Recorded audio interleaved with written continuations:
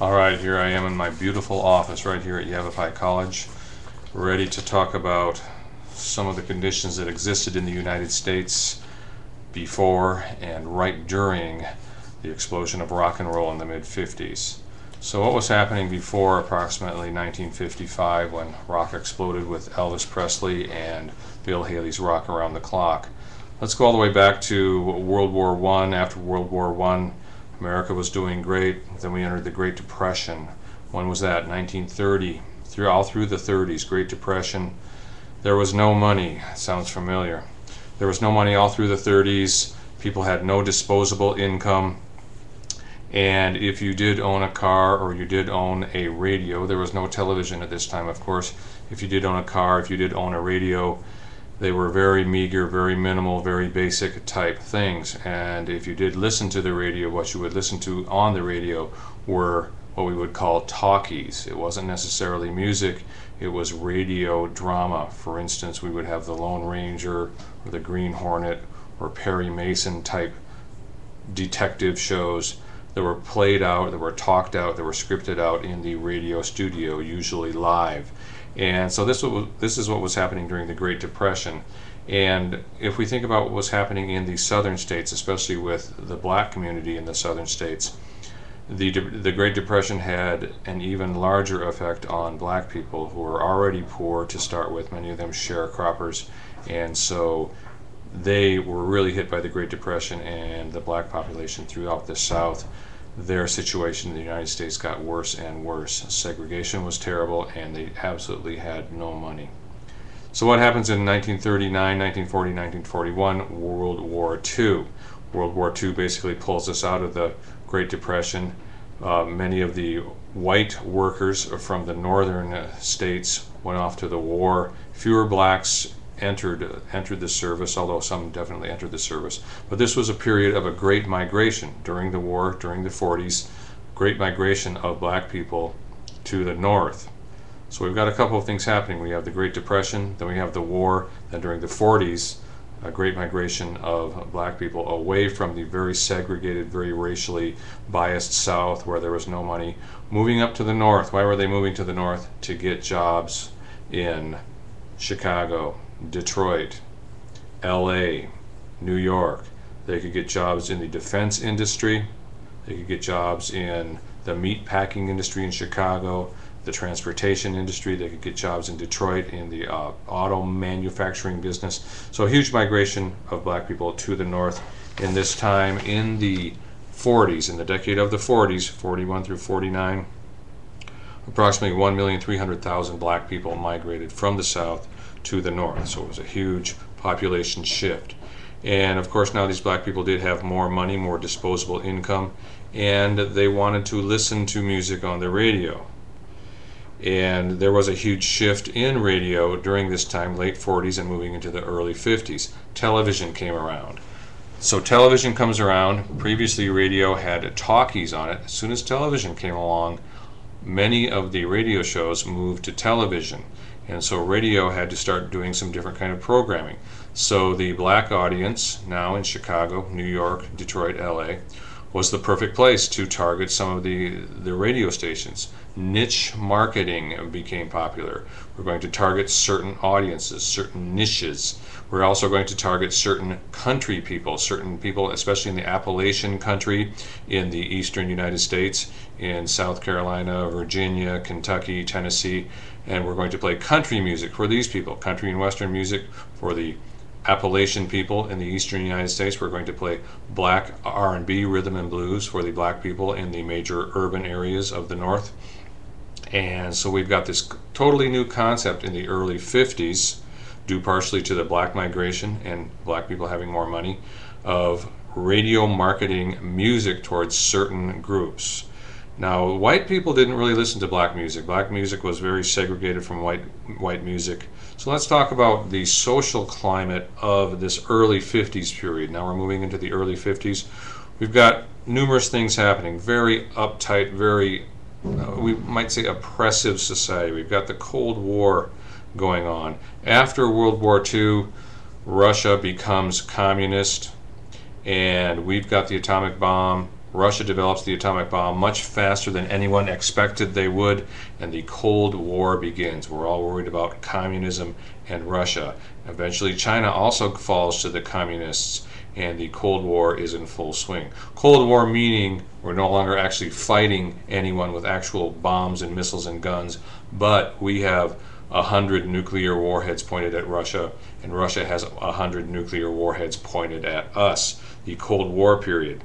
And so this was also the period of Joe McCarthy and the Red Scare and McCarthyism. Joe McCarthy was a senator, as you all know, in the 50s, around 1954, and led some Senate hearings trying to root out communists in various parts of American society, especially in Hollywood.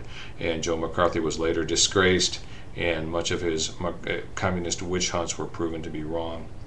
Also was a time of segregation, of racial segregation in the United States, the separate but equal ruling earlier days. Separate but equal meaning black people and white people were equal, yet would go to completely different schools, so we were still very segregated. That was struck down in 1954. We also had the Rosa Parks incident in, where was that, Alabama? Rosa Parks, who refused to move to the back of the bus. So we've got black people really coming into their own and thinking it was the time that they should have equal rights, that they should have their own music. So, and another very important thing to think about, we've talked about a little bit about technology, the technology of radio and television, but the technology of radio at this time was very important, the technology of the car radio, the Motorola. Cars were getting more modern all through the 40s, and they were getting very sleek, and we're putting more modern features into cars. And so one of the modern features that started moving into cars in the early 50s was the car radio. So this was brand new. This had never been seen before, having a radio in a car. And of course now we're also moving into an era of much more affluence. People just have more money now after World War II. We're out of the Great Depression. People have jobs. Young people have jobs. 17, 18, 19-year-olds now can go out and get a job. They can also stay at home with mom and dad longer through high school. They can have mom and dad give them an allowance. So everyone has more money. Now Johnny can go out driving in dad's brand new car in about 1955, and Johnny can listen to the radio. What's on the radio? Niche marketing radio, country music, country and western music, black music. All of a sudden the kids are hearing new music and they like it. So we've got three things happening, three big concepts. We've got technology over here, technology of radio and television really changing the way we are entertained. This idea of car radio, that now youth have their own radio. They can listen to what they want. This had never happened before. We've got black migration to the north, bringing exciting new music of blues and R&B that the young white kids can listen to. So black migration, technology, and we also have youth culture. As we said earlier, the kids now have more money. What do they do with this money? They buy a used car and they customize it. Car customization became very popular. Paint some flames on your car, jack it up, get those big wide slick tires. Kids can buy clothes. They can buy a greaser jacket. They can grow their hair long and grease it back. They can turn up their collars. They can wear blue jeans that they called dungarees back in the good old days. They can wear their dungarees and cuff them up, and they can look like a tough kid. And the young girls can wear cosmetics. Cosmetics for young people had never really been used before. And so we've got car customizing, clothes, cosmetics, and the music they listen to. They can also go out and buy records. So we've got all this stuff happening: youth culture, technology, black migration to the north. And the teens can now control what they want to hear. What do they want to hear? They want to listen to this new music, this new rock and roll that sounds like the black R&B music, but it's faster, it's more exciting, and it's sung by some white people such as Elvis Presley and Jerry Lee Lewis, but also by some black people such as Chuck Berry and the great Little Richard. Also, we've got Buddy Holly in there. We've got Sam Cooke. We've got Ray Charles. We've got I Found My Thrill, Fats Domino in there. We've got all this great new music appearing on the radio, this rock and roll stuff. And so the parents' music of Frank Sinatra, Perry Como, Patti Page is giving way, especially with the youth, to this great new music. Of course, we're still in a very uptight, Cold War, racially segregated society that in the movies still really frowns on anything that smacks of sexuality, but even in the movies things are really changing. And we've got movies such as The Wild One with Marlon Brando that came out in the very early 50s that depicted biker gangs coming into a town and causing trouble. This idea of juvenile delinquency. Rebel Without a Cause, James Dean, his great 1955 movie, where he just has no direction and all he wants to do is get in fights. And my favorite, Blackboard Jungle, which we'll be seeing, hopefully we'll be seeing some of it here in this class.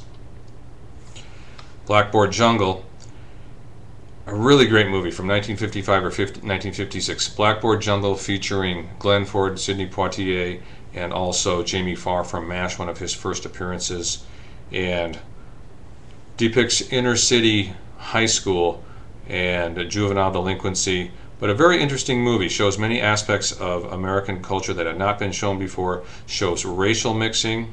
There are Puerto Ricans, there are blacks, and there's the Italians and the Irish. And very interesting, in this movie, the Irish are looked down upon as a segregated racial group, similar to the way the Latinos and the blacks are looked down upon. So even at this time, Irish were very much looked down upon. Very great movie. We'll be seeing some of that in this class. So there you go, a little introduction to what was happening in the 30s, 40s, and 50s in our society before rock and roll exploded on the scene with Blackboard Jungle and its theme song Rock Around the Clock, and with Elvis Presley appearing on television, most famously on the Frank Sinatra Show. And we'll see you next time. Thanks for listening.